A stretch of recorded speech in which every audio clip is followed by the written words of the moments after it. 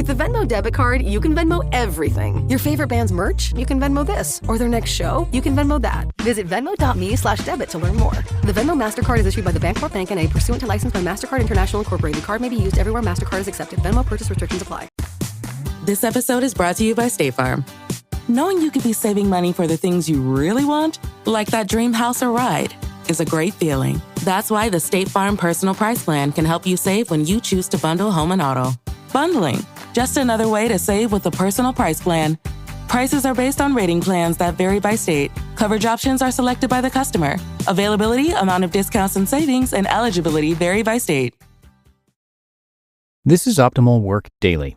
5 brain-based keys to engage your team and have your profits soar, by Christine Comaford of smarttribesinstitute.com.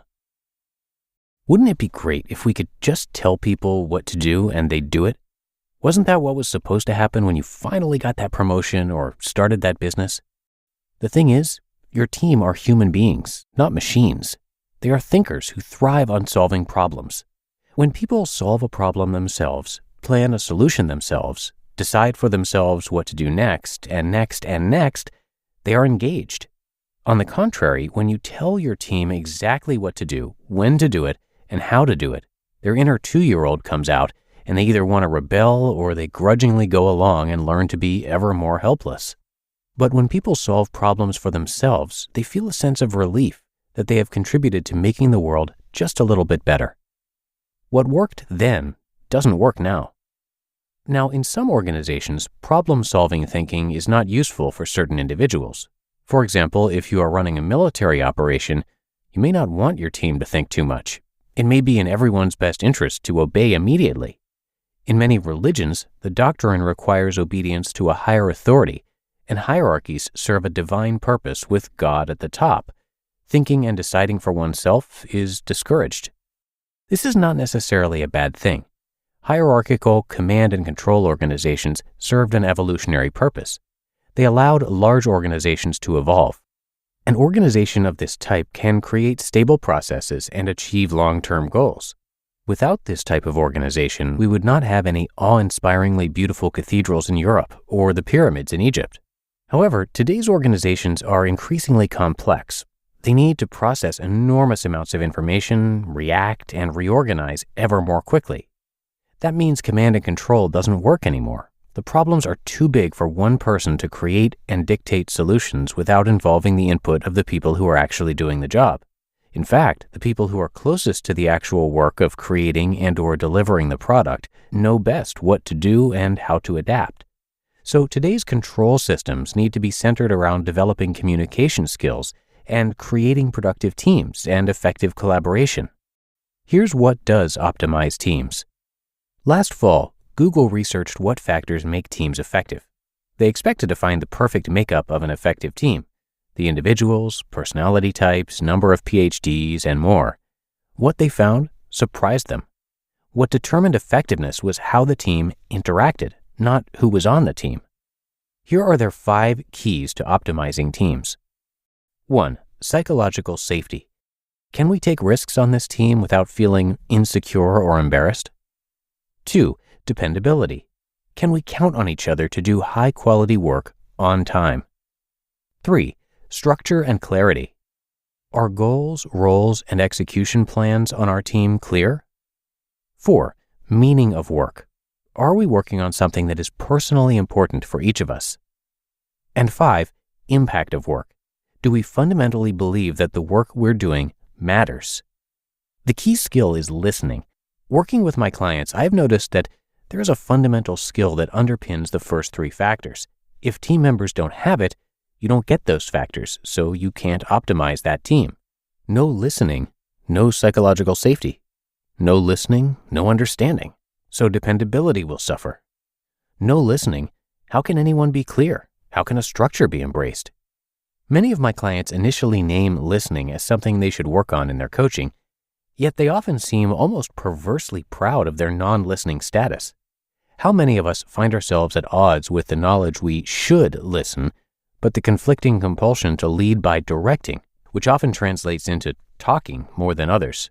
Or worse yet, appearing to listen but just quietly waiting for our time to talk without really paying attention. How to give people what they ache for. A core human need is validation, that experience of feeling seen and understood. We crave it. We don't feel safety, belonging, or mattering without it.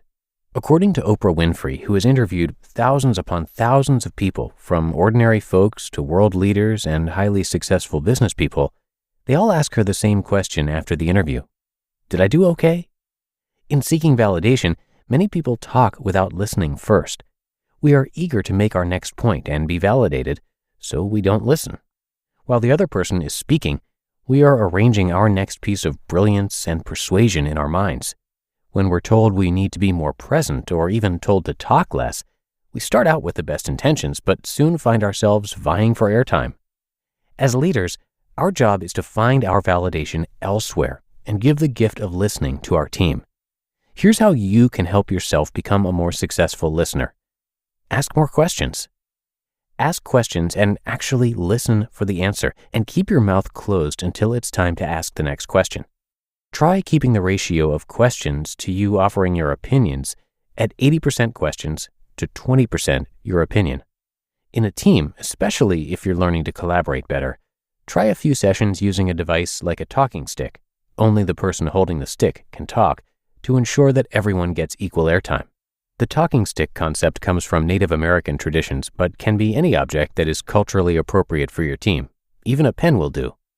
In the age of organizations as living organisms, listening is the skill that will help your team soar and give them the emotional experience they long for.